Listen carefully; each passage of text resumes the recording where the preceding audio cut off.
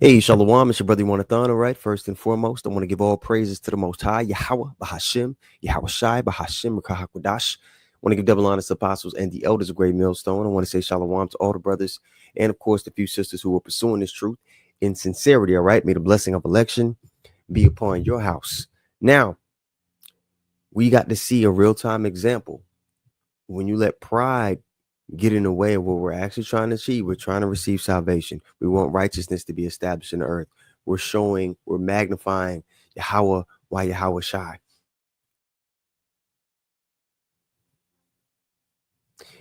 When you let pride and vainglory get in the way of the actual mission of what we're trying to do,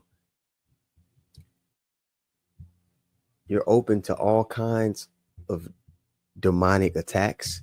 You're open to all kinds of spirits. You end up in environments that you should not be in. And ultimately, it'll lead to your destruction. Pride is a doorway that the enemy could use to attack you. If you remove it, you become a more fortified vessel. All right. So the first precept I want to read is Sirach 5 and verse 3, but we're going to read it in the GNT. All right. It reads, check this out. Don't think that no one can exercise authority over you. Now, off the rip,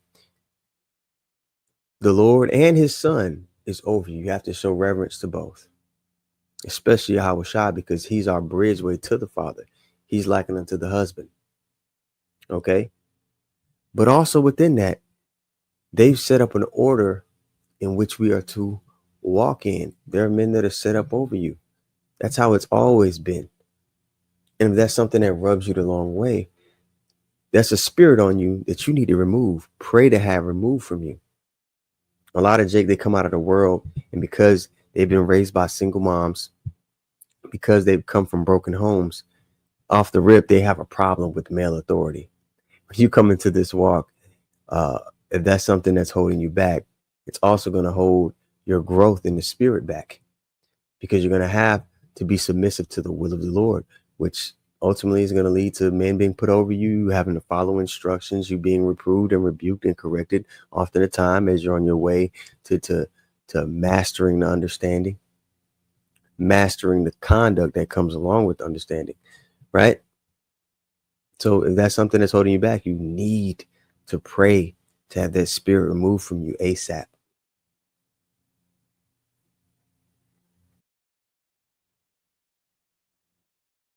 And to go along with that, I want to read for you all. Let's go to Hebrews 13 and 17. I believe that's where it is. All right, so we go to Hebrews 13 and 17. It reads what?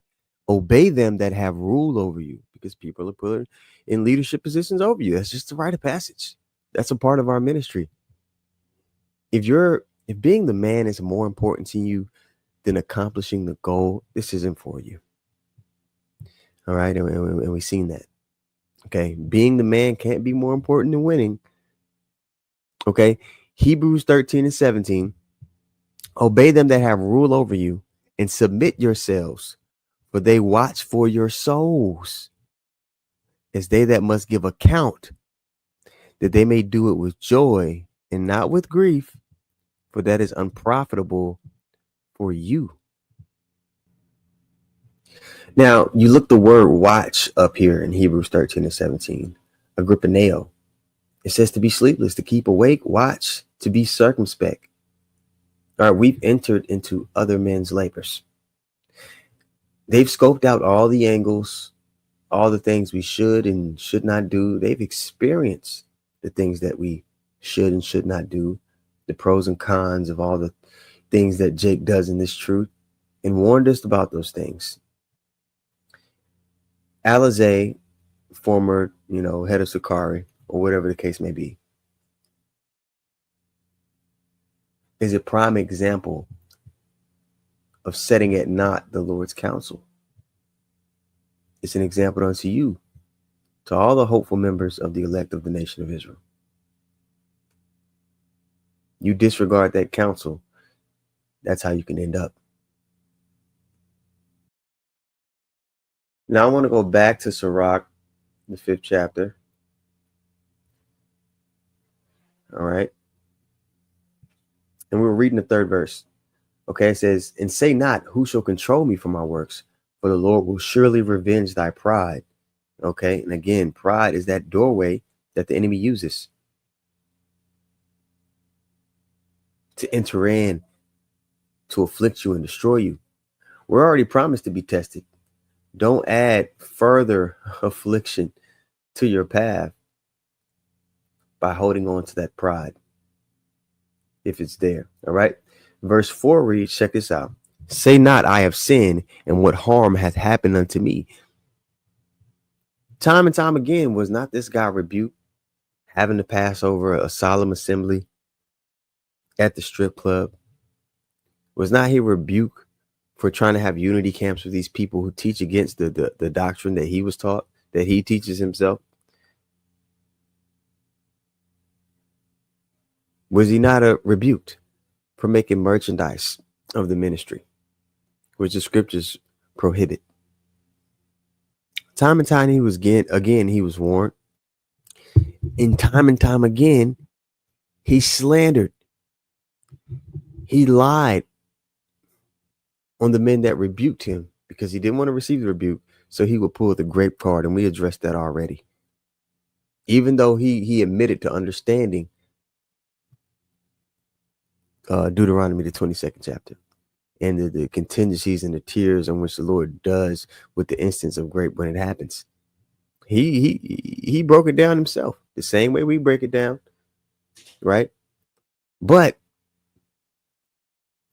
to still appear as being the man, to still appear as being the guy, he would resort to those underhanded tactics. And if he's willing to resort to underhanded, to blatantly just lie and slander of the man, which is a sin, be a talebearer, false witness. If he was willing to do that, what is he doing when he thinks nobody's watching? And that was exposed. All right. All right. Now I want to continue to read Sirach 5, and I'm going to read verse 4, but I'm going to read it in the GNT. All right. It reads, don't think that you can sin and get away with it. The Lord does not mind waiting to punish you. And, you know, it seemed like for years, man, like, damn, this guy just getting away with all the bullshit that he's doing. But remember, it's not according to our time when we want it to happen. The Lord's timing is perfect. All right. So the Lord doesn't mind waiting to punish a man. But I'm you know, we're getting the feeling through the spirit. We're getting the unction through the spirit. We perceive that judgment is getting ready to start to roll down a lot quicker than what it normally does. Because we're getting closer to the threshold of Jacob's trouble popping off, World War III popping off, the mark being instituted, and ultimately the kingdom of heaven being established. So things are about to start to roll and move a lot quicker. Even in the video before the whole scandal about the Pegasus came out, and that's the nickname I'm going to call Alizé from now on, Pegasus. All right.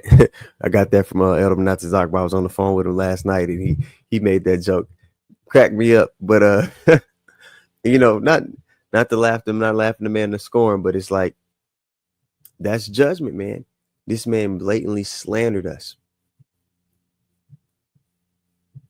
Not low-level accusations that could get people, you know, put behind bars, even though there's no proof and we don't do anything like that. It's just a straight up lie. But those aren't like low-level accusations, right? So, you know, judgment played out on him. You can't touch the Lord's anointed like that. Okay. Yeah. So before the scandal was revealed about the Pegasus, I said, I and you can go back on this channel. I said in that lesson a few days ago, I said, hey man, this is a man that he's one gift, he's one instance away from just completely being out of this truth. And I think a day or two later, that popped off, that was revealed. So, hey, call all Yahweh Bashem Yahweh Shai, man.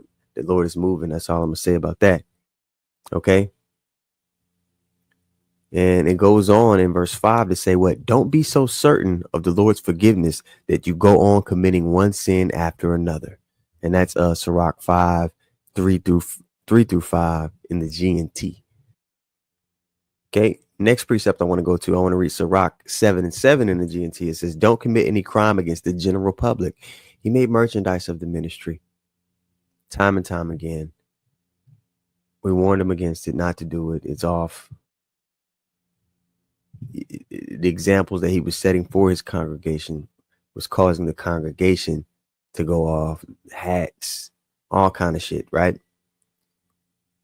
That was a crime against the church, against the general public. Don't commit any crime against the general public. You're leading them to causing them to go astray. And don't disgrace yourself among your townspeople. Don't commit the same sin twice. The punishment you get the first time ought to be enough. All right. He slandered multiple times. And now the punishment that he got this time for it was well deserved. And because he was in that spirit, all right, because he was willing to do things like that, the spirit had it to, and because he was so obsessed, and I'll say this, because he was so obsessed with being the guy made him go on those platforms. That was the engine, the gas in his tank to go on those platforms where he shouldn't be, to rub elbows with people that he shouldn't rub elbows with. And a lot of them, I'm sure, you know, he probably dealt with things in childhood that made him want to do those sexually grotesque things that, you know, venture over to that side. But I'm pretty sure being around those kind of people and those kind of individuals, those spirits rub off on you. You've been in those environments with those people, you know, who are on the left-hand side, who are into that. What company do you have with those kind of people? You know? So like the scripture say in Sirach 12, which we're about to read, nobody pities a snake charmer when he's bit. You should look at what you're doing. Look at the environment you're in. Look what you're putting yourself around. Are we supposed to have pity? Okay. Sirach 12:13, it says, nobody feels sorry for snake charmers or wild animal tamers who get bitten. And nobody will feel sorry for you if you run around with sinners and get involved in their wrongdoing. Boom. Rapid fire. Let's keep it going. Sirach 13:24, it says, there is nothing wrong with being rich. And again, he made merchandise of the ministry. Time and time again. There is nothing wrong with being rich if you haven't sinned to get that way. But there is nothing sinful about being poor either. Only the ungodly think so. And you look at a guy like Nate, right? Oh, that's the bum camp. You look at people in the world. When we talk about, hey, we're going to be under the curses, the fact that we're in this position is testament that we are the Lord's chosen people. So you telling me in one of the podcasts that the Pegasus went on, the guy he was debating with says, oh, so doing bad, that means we chose, that we're close with God. Oh, sounds like religion to me. Low level thinker. And like it says right here, but there is nothing sinful about being poor either. The Lord put us in that condition. We can't override what the conditions the Lord put us under. But he doesn't get that we're going to be given dominion over the earth, that we're going to be given immortality. This is just a small moment in time compared to eternity. All right. But there is nothing sinful about being poor either. Only the ungodly think so. So you're rubbing elbows with these kind of people that are allotted. Clearly, they're allotted to judgment. You think one or two things are going to happen. You rub off on them, but that's not going to happen because the Lord doesn't want them to get it. You're either going to rub off on them or they're going to rub off on you. And that's what happened. Those spirits rubbed off on that man. So Abba Ratazah, the lesson was edifying. Wanted to make it quick. Want to give all praises once more to Yahweh, Bahashem, Yahushai, Bahashem, Rachakwadash. Want to give double honors to the apostles and the elders of Great Millstone. I want to say shalom to all the brothers and, of course, the few sisters who are pursuing this truth in sincerity. May the blessing of election be upon